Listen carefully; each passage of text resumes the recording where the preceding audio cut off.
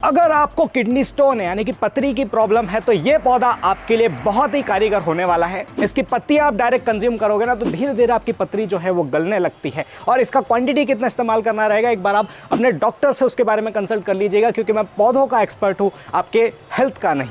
तो उसको लेकर के डॉक्टर से कंसल्ट जरूर करिएगा। लेकिन ये पौधा बड़ा जो है काम का है, आप एक बार ध्यान से देख लीजिए। इसको पत्थर चिट्टा का पौधा बोलते हैं। साथ में आपके वाउंड्स यानी कि जो आपके घाव हो जाते हैं ना, उसको भी भरने में जो है आपकी मदद करता है। लेकिन हाँ, ये आपके दिल के घाव को नहीं भर पाएगा। उसके लिए अगर कोई पौधा मिलेगा तो जरूर मैं आपको जो है कभी ना कभी जरूर बताऊंगा। उसके लिए फॉलो बटन जरूर दबा दीजिए and I will see you in the next.